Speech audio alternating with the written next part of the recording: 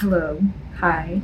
If you are flipping through low subscriber list and this video popped up because you're one of the handful of people who have followed me on YouTube randomly because I posted one video ages ago and you're surprised because you're like, who is this? Hi, it's me, it's Monique. You followed me that one time, you don't remember? Yeah, that was me. Yeah, I'm making another video. And this time I put my face in it, so yeah, I wanted to mix it up.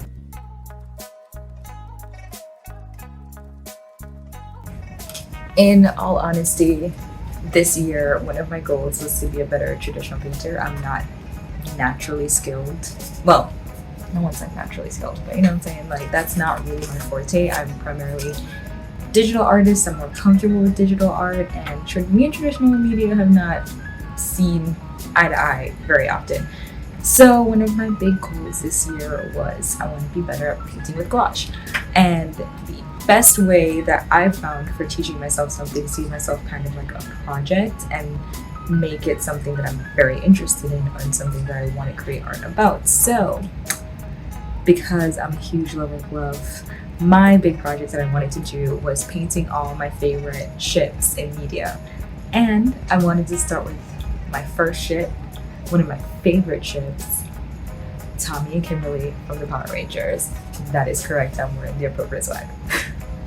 um, I mean, if you are a child of the 90s, you know how big Mighty Morphin Power Rangers was to, I don't know, our everything, our being. And Tommy and Kimberly, that was my first like, oh, that's love. Oh, that's what it looks like. So I wanted to really capture that moment. And so in order to do that and to kind of see my starting point with gouache and digital, I decided to paint the same image traditionally and digitally.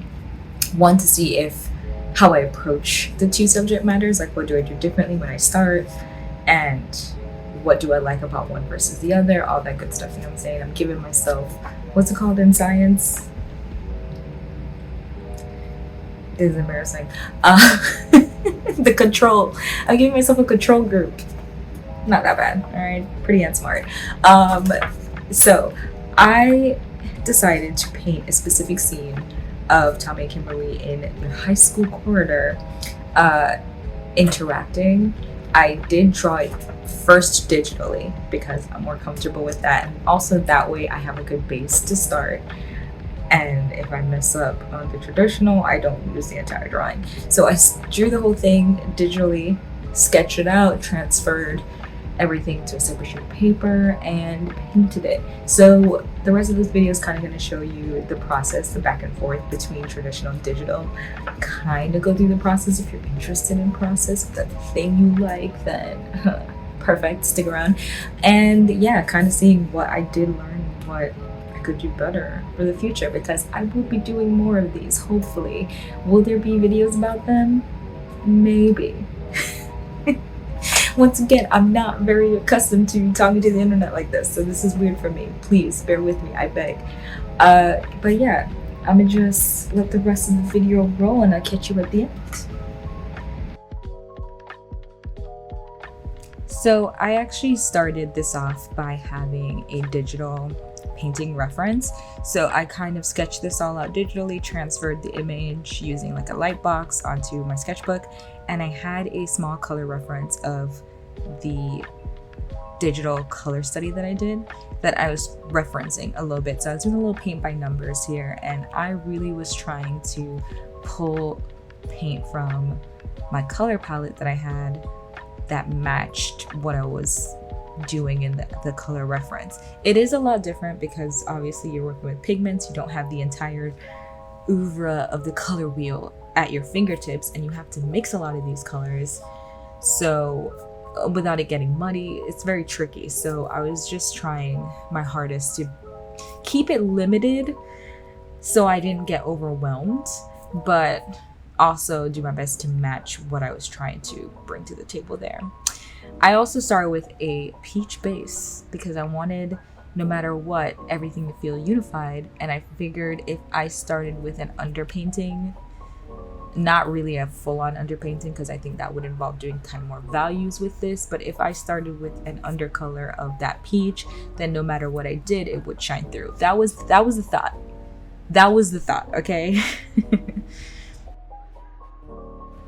Okay, so now we're getting a little bit more into trying to render things out. I kind of put the flat colors in. By flat colors, I just mean like this is the base color of what I wanted everything to look like. This was really tricky for me because I didn't want it to be rendered. I really was going for a kind of a simpler style, and I didn't want to overwork it, but I think I might have overworked it. Unfortunately, I was trying so hard to get things to look the way I wanted that I just kept pushing it and pushing it. I'm a pusher, Katie. I just push people. I did like the hair though. I was really feeling what I was doing with the hair for a little bit. I was like, yeah, all right, Tommy, I see what you're working with. But I think what I really struggled with here is how much am I allowed to like noodle with things. I think when it comes to gouache painting or with painting in general, especially if it's not oil paint, it is very hard to keep hacking away at things without it starting to get overworked and stiff and then muddy because you keep putting all these pigments on top of each other. So that was my biggest thing, is that I was trying to run away from it being muddy, but I think I ended up doing that a little bit, and that makes me so sad. So I think in the future I want to kind of be a little bit more confident with my choices when it comes to the paint, laying down paint. I just want to come in, it's brown, moving on, big picture. I also kind of want to be a little bit more stylistically, a little bit more shapy in the language. I want to be a little bit more like big swaths of color and a little bit more graphic, because like I said, I was going for kind of a very simplistic style, which I'm so used to digital and kind of, I mean, my style isn't super rendered or anything, but yeah, I'm used to a little bit more of that render approach. So I was trying to imitate that, and I don't think it was working for me very well. Okay, this is where I struggled. This is where things started to fall apart a little bit for me, and this is really where I started like noodling with everything, and it was getting the faces right. I really loved how I drew the faces in the original, and then somewhere along the way, a stray line, an errant mark, and now I'm like forever trying to fix these faces. So I struggled really hard, especially since, you can't zoom in on traditional stuff. No matter how close to the painting I'm getting, their faces were not looking the way I needed it to look. Someone's chin was too big. That cheek did not land the way I wanted it to. So I started trying to put in like line art with it to kind of bring it back to form, but I think I lost it and it was too late. I couldn't bring it back, so I struggled with this part so heavy, and it's the part that makes me the most sad, because I really loved how I drew the faces, and I lost the look of it by the end of it. And that is something I don't know exactly what I would do in the future to kind of correct that, because faces are my favorite part of the drawing. So I'm like, if this failed, everything's wrong. This has to be the thing that makes it. So I don't know if I should start with the faces and then, kind of screw the rest a little bit in the future. But yeah, the line art part of it was very hard for me.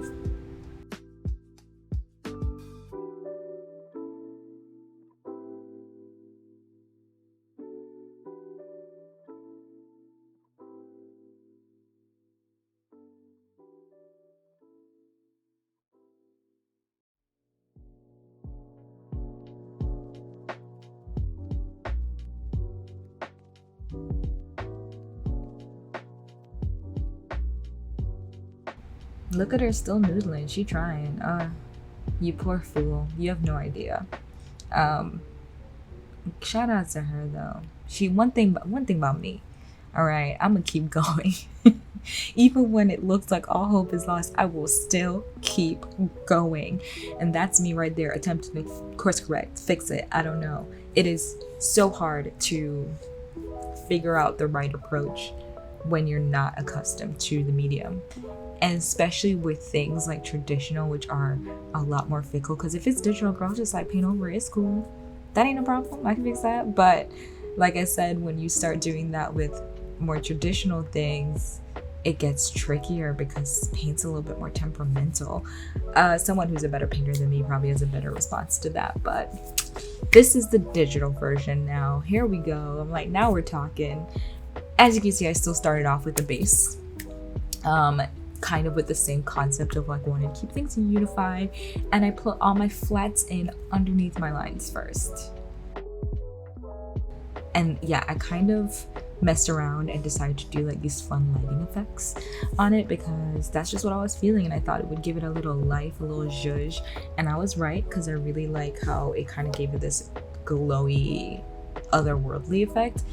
You can't, I mean, you probably can. Someone who's a better painter than me probably could, but I don't know how it would pull that off traditionally. And I have to think about that. Is it like a glaze thing? Is this more of a right pigments, right time situation? I don't know. I gotta figure that part of the equation out. Also, you can see that I redid her eye. I think when I started painting it, I realized I didn't like her eye placement. And so I started editing that out. So I completely changed her eye shape up. She still looks very cute. See, that's the thing. The faces gotta look cute. If the faces don't read, then what are we here for? You know what I mean? This is me starting to paint over those lines now. So I'm kind of carving it out a little bit out of its flat form and rendering it out a little bit more, because that's how I approach doing things digitally. I like to start under the line so I have the structure and everything there, and then I paint on top of the lines and the flats underneath those lines and start like building on top of that. Not entirely positive how I would approach that traditionally either. This is turning into a video of me going, I don't know what I'm doing. So, you know, to any new artists out there trying to figure things out, guess what, girl? We don't know anything on the opposite side of this either. We're all struggling together. Art's just, you know, a fun ride filled with, I don't know, I just tried something. That's basically the whole process. That's the journey. I also like to make the line art like on a multiply layer. If you are a digital painter, you know what I'm talking about. But I like to use the multiply layer with the lines, and that kind of has an effect where it becomes transparent, but also the colors on top affect the colors under the bottom, so you kind of get like a new color in between color. So when I do that, I'm painting on top of it, I pick the color that the new lines have made, and I use that to kind of help build shadow colors and things like that. I don't know. I think it works with incorporating the line art better into the painting itself. That could just be it is a preference thing, but I don't know how true or false that is. That's just how I feel when I do it. It just feels like this one looks a little bit better, so I'm gonna do it this way. You can already tell with the digital version that it's a lot more colorful and it feels more vibrant, has a lot more life in it. Part of it because I can do those little tricks, like having the multiply layer and putting the lighting effects. You can see in the side there what the original digital color study looks like, what I was going for here. And part of the issue with making this was I was limited by the color palette that I had, so maybe in the future I need to think about what paints I have in my arsenal and build my color studies using that. But yeah, this is kind of the traditional version, and you're gonna see the digital version soon. But very different vibes when you see the two of them next to each other. There are a couple of things that I think I should work on in the future when it comes to this. I do think that I need to start thinking more about like building that vibrancy in color, working on not making things come out so stiff traditionally. So those are things I'm going to start looking towards when I make the next project, having it feel a little bit more lifelike, if you will. And I think part of that is going to be taking it like very basic forms, shape by shape by shape, and being more meticulous with my color choice. So that was that. I don't know if you learned anything watching it. Did I learn something doing it? I think so. The only way I'm gonna know is when I try to paint the other one, what I did learn. So fingers crossed that something happened there. I'm really hoping I learned something. If you want to see more of my work, you can check me out on Instagram at Monique Steele Art. That's MoniqueSteeleart. I'll put the link in the description and all that good stuff. Please bear with me. I don't know what I'm doing.